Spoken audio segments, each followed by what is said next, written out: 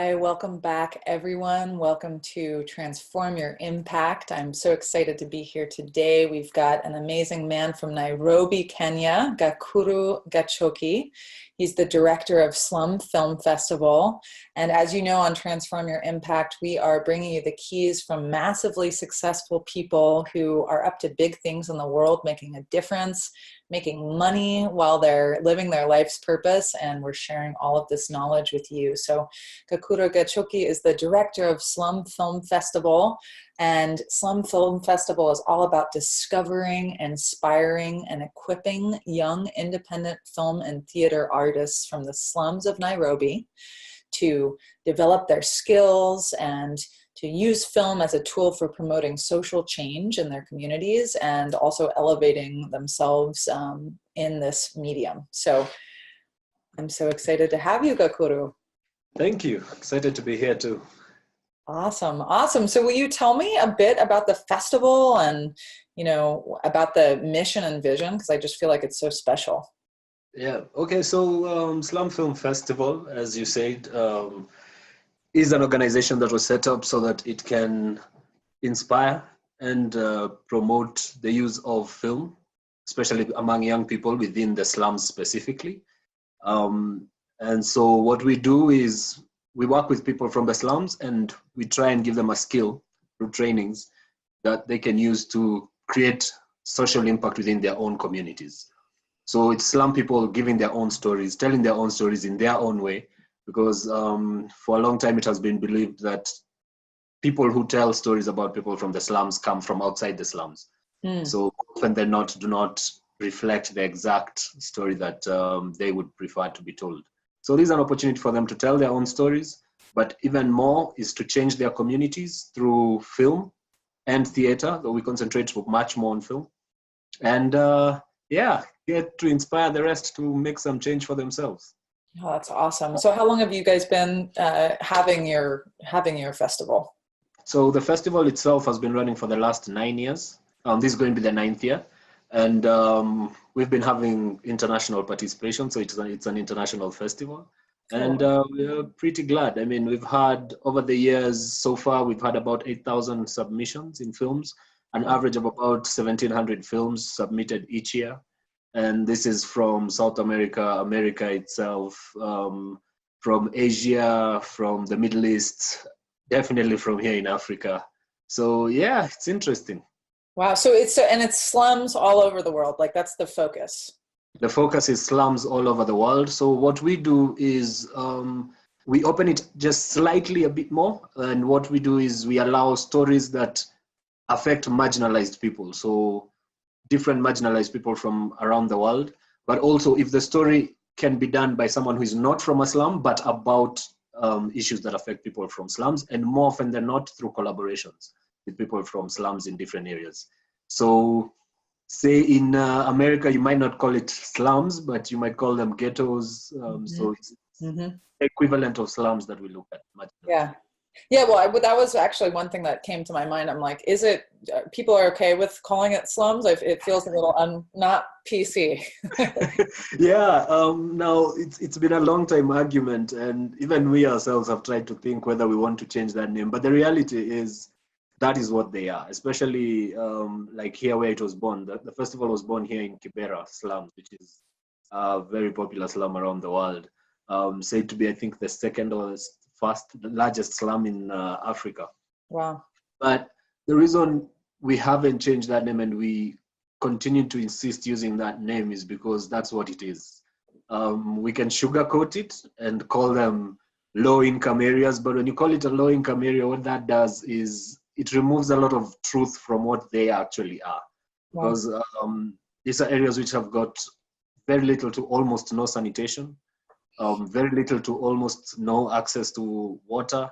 There's no permanent structures in these areas, so it's mostly either tin homes or some are mud, some are paper, and I mean this is right within cities. Wow. So calling them anything else would be a bit sugarcoating the wrong thing. Yeah, yeah. Well, will you tell us what some of the impact is that the films have made? I mean, like, what's the experience of being there and, people seeing this media that you guys are putting out? Yeah, so there's a couple of things that would say we are happy about. One, films within the slums are only, well, let me call it cinema. The Okay. cinema experience within slums is very limited. So what people do have is video halls. So a video hall is a TV set up within a room, and Mm, then people pay something like a quarter to come watch films or watch football matches or something like that. yeah. But the actual experience of having a large screen, powerful sound is something that they don't quite access. Yeah. So that's the first thing.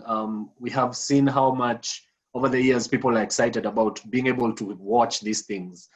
The second is the fact that with sharing their own stories and stories coming from all over the world, there is some hope that is generated within the different communities. Mm, Because what you see is, at times you might think that you're stuck in a situation only by yourself. Then you come to realize, oh, wait a minute, we're actually very many. But the positive part of it is that they start seeing solutions that other people in other slums are using. And so gradually you start noticing as years have gone on, you start noticing that some of those things that we have highlighted or they have seen within films are now being practiced within, like, say, the local slums in Kenya. The third, and which is what we are actually more proud about, is the fact that there are filmmakers within these communities, or let me just say young people within these communities who had a passion for film and now practicing film through different trainings and are able to also have their films shown. wow. And so it's very exciting at times when we are screening a film, say, in Mathare slums, which is another slum that we work in. And you can hear people saying, hey, that's the street down there. Or, or people excited about seeing their neighbors. And it brings some level of joy. I mean, it's not for too long, but it does. So the last thing that is also one thing that we're also really proud about is the fact that there are some changes that are coming to the slums. They're slow, they're gradual, but small things like people being able to voice their concerns a bit better Mm, in terms of articulating their issues. Things like people being able to stand up for their rights, because some of the films that we show are also about human rights. So it's small steps, but we are happy that they're actually creating some form of impact. that's incredible. So really, I mean, it sounds like the film festival is impacting the community and shifting things slowly. Yes, yeah, small, little by little. I mean, that's just the part we are playing. There are definitely very many other people who are within the slums who are working in different areas. But for us, we are going to do it through film, and we are happy that there's little impact, or there is impact that is being created. That's exciting. Wonderful. So tell me about your experience and, how did you get involved and what was the impetus for you? Okay, so I grew up in a place called Langata. It's on the western side of Kenya, of Nairobi. And it's a middle class estate. But right next to us was the Kibera slum. So the irony of it was, now back in the 90s, late 80s and 90s, there was something we called water rationing that was going on in Nairobi. So you'd basically get water probably once or twice within the week. Oh, wow. So to supplement that, we'd have to go buy water. Now the irony is that we'd have to buy water in Kibera. Mm. So they had these setups where you have tanks. They have set up their own tanks, which they sell water to the residents with. So I had already started interacting a lot with people from Kibera, but there was this element that every couple of nights we would hear a lot of gunshots. Then later on, you'd come to find out someone got killed, some people were getting mugged or something of the sort.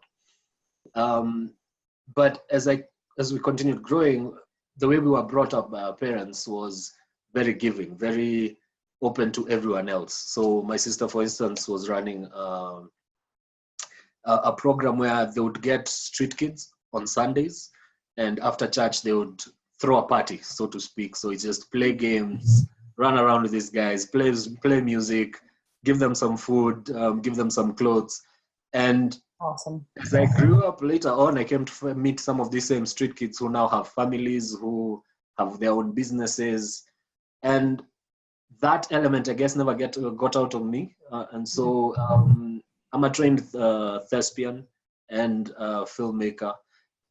But that element of giving back to the community or moving up with people was something that was very important to me. And so naturally, about 3 years ago, I heard about Slum Film Festival. I decided to join up, would attend their events. Last year, fortunately, I was able to now actually come and work with them as the curator. And as things have had it, was appointed director late last year. Oh, that's so great. Yeah. Awesome. And so you guys do more than just the festival. Oh, also, when does the festival happen? I couldn't find that Okay. on. So the festival happens here in August. So I guess that's summer Okay. up here inside. Yeah. So it's the end of August. So this year, for instance, the 23rd to the 30th of August. Cool. It runs for between a week and 10 days, depending on the other activities. But we have workshops that we do. So bringing people within the industry who can speak to different topics. We have training sessions where we select a group of some of the people who we've been working with through the year. And we do small challenges like something called Mtaa Kompe. So this is Mtaa is a neighborhood. So we push these guys to do a film about their own neighborhood, something that is very particular about their neighborhood. And we also really try pushing not just for negative stories, but for real stories about what's happening there, because there's more than just sadness. Yeah. And so within those sessions also we have a bit of seminars that go on, and then we finish it all off with an award gala, which is a small big party for everyone to just come, network, meet together, and celebrate the best from all over the world. That's so awesome. Wonderful. So in this, you're saying that this kind of like some of this training goes on all year. Yeah. So the trainings, especially the trainings, those ones go on throughout the year. So what we're doing, like now coming to this year, we select about 30 young people who can meet with us, who are passionate about film and who are also passionate about their communities. And so we take them through different film classes. Mm-hmm. And so that by the end of the year and coming closer towards the festival, hopefully we have shot about 2 or 3 short films and they've been able to actually have hands-on experience. Then we connect them with people within the industry who then they can intern for a while as they now get familiar with the industry properly, and hopefully that plugs into them being able to have a sustainable career. And oh my gosh, that's so cool. Around the community. Yeah. Will you tell us about, are there a few people, or is there one person that you can tell us about that's had like really changed their life through your festival and what you guys are creating in the community? Yeah, I mean, last year, but one, for instance, the one that comes to mind fastest is a lady called Amina Rimwa. Amina is a Congolese refugee who lives in Kakuma camp, refugee camp in Kenya. Kakuma refugee camp is one of the biggest refugee camps that we have.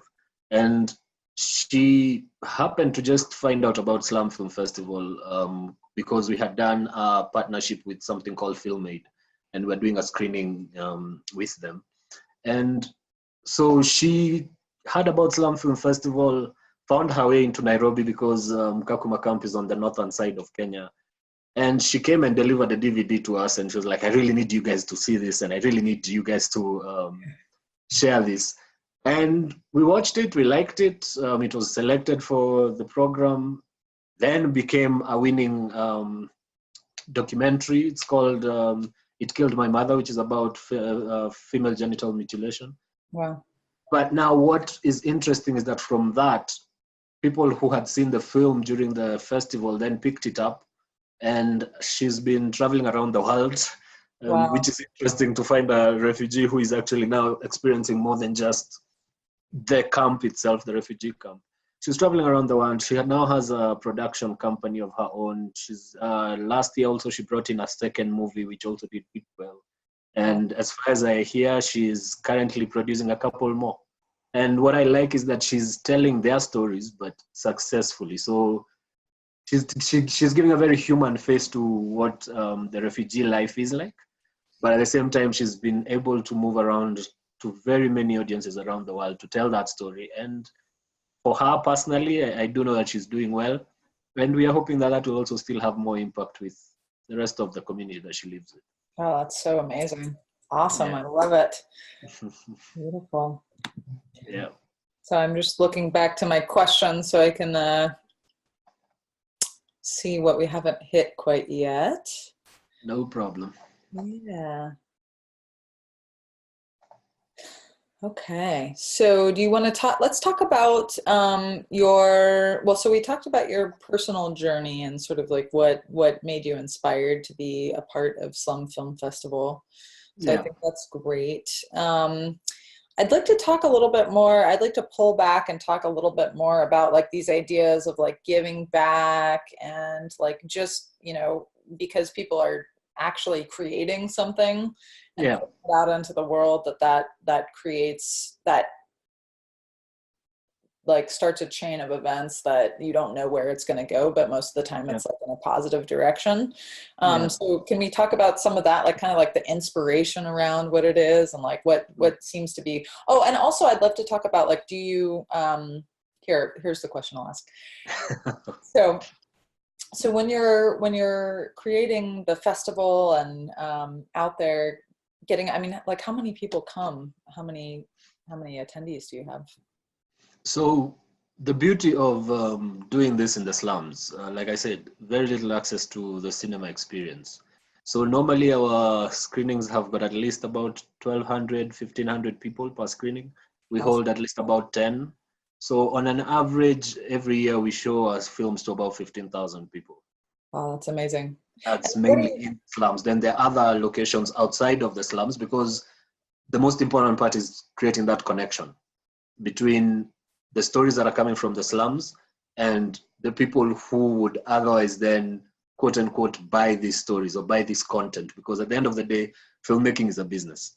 Right. So we do have screenings with different partners that are more within the upper market, if I can call it that, of Nairobi, where now there's more producers who would be able to access the films or buy the content. And also we share a lot of this content with other festivals and partners outside Kenya. So what we do is we are here to create opportunities for people to be able to be seen and create a career from that. So like this year, we have some partnership with AFF, which is Africa Film Festival, which is in Belgium. It's an annual festival and they have quite a number of people who get there to buy content. We're in different discussions with a couple of the bigger distributors, especially in Europe. So that would be the idea. Our main aim is if we can sell as many, rather not sell, but if we can push this content to people who can buy it and the filmmaker can sell as much as they can, then that's the beauty of it. Yeah, so, but on average, we do about 15,000 people per year. That's beautiful. So will you give us a little insight into how you make the connections with the people who would be, like the people who would be buying the content or distributing the content? Like, what does that look like? So what we believe in mostly is partnership. Slum Film Festival has been free of charge for submissions throughout the years. We do not charge for ticket sales in terms of access to come to participate within the festival. So in truth, the model is as much access as possible for anyone who is interested. So partnership is the biggest way in which we can be able to expand. And so what we do is we contact people who we think might have value to the filmmakers who submit. We have the discussion as to whether they would be willing to partner with us. We are very willing always to provide content, obviously with the permission of the filmmaker. And if the discussion seems fruitful and worthwhile, we come into an agreement, we do a partnership contract, and we link up the filmmaker directly to the person who is buying the content. So we are more of the bridge between, but what we can do after that is provide any services that come down to whether it's advice on the legalities of what you're doing, just such elements where maybe you might not be, the filmmaker might not be too aware of how they should go about it. So for us, also what we end up doing is also contacting people who have got better knowledge in that. So for instance, Europe is not our market, so we get someone who is doing content law there, the advice about what the offers are, and then if it works out and the filmmaker is happy with the deal, we let them sign it on their own. Oh, that's so cool. So you're almost Yeah. like a broker or a coach or like a, sort of like a mentor or something for the filmmakers. Yes, that's pretty much what we have to be, because what you end up realizing is that we can assume a lot of times that people have got the knowledge, but as you go deeper and deeper into the business of film, then you start realizing that the knowledge part of it actually is the most limited part of it. So guys might have skills in shooting, but as to how to translate that into money and have a career, that's the difficult part. And so that's really where we really want to get into, and where we really focus, how we can make sure that your skill now translates to a sustainable income for you, and that by that gradually changing the society that is around you. So change yourself, change the people around you, and hopefully all of you can have that trickle effect to have a bigger change all around that community. Yeah, that's great. So I'm also hearing that you get to have excellent people skills to be out there making connections and. Oh, well, try, but yeah. Yeah.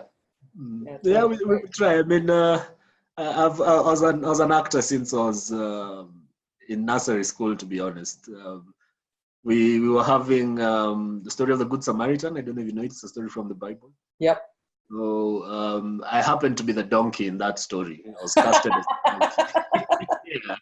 But I guess even from that time, I knew I should have been something more. So the narrator of the story kept stalling and kept dropping their lines. And apparently I just went through all his lines to the point our teachers were like, okay, you're the new narrator. So from then on, I like talking to people. I grew up in a very social family, big family. We were 8 in the family. So I guess connecting with people is one of the most important parts, but it's something I enjoy. Yeah, that's awesome. And really like caring about the people. I mean, you obviously care about the vision, right? Like making a difference. Yeah, I mean, there's nothing as satisfactory as meeting someone who you have helped in one or the other. And I use the word help very loosely, but more like you've worked with and their life has improved. At times it just comes down to something as basic as a conversation. And you meet someone a few years later and they tell you, oh, you remember once we talked about, from that time on, I thought and I did. And I mean, it's a really good feeling. It's way more than anything that someone would pay for that. So yeah. That's awesome. It's one of the best parts of the job. So great. So yeah, will you share with us, like if you could, give one piece of advice that's something that you adopted or maybe had intrinsically that's transformed your ability to make an impact in the world, what would you say that would be for others? The only real investment that you can make that will definitely always pay back is in people, beyond anything else. Because a person will always, especially if that investment then translates to growth in their life and positive growth, what you get back is something that you can't buy. It's the feeling, the appreciation, just the satisfaction of seeing someone move up the ladder in their own lives it's way more. So invest in people, invest time, invest, if you have the resources, invest resources, but at the very least, just invest yourself in people, and you will see a society that is way different from what we are used to. That's so great. Awesome. And I hear you guys have some sort of a free gift for the viewers. Yeah. Can you tell us about that? Yep, no problem. So one of the founders of Slum Film Festival, is called Federico, is down in San Francisco, and in the summer we are going to be having an event down there around the Bay Area, and so it's a celebration of the 9 years. So we'll be showing a couple of the films that we have had, which really impressed over those years. But as well, also, just getting more people to know about what Slum Film Festival is. And so we have 5 tickets that we want to give away. And we hope people will come in and enjoy for those who will win. That's amazing. That's amazing. Yeah. Wonderful. Well, thank you so much, Gakuru. It's been wonderful speaking with you all the way in Nairobi. Yeah, thank you very much. It's been lovely speaking with you too. For tuning in today. Awesome creativity and expanding impact through supporting other people's visions and getting their voices out there. So for all of you creatives, get in action. I was really inspired by the impact that films can make. And when you just do it, you don't know what ripple effect you're going to create.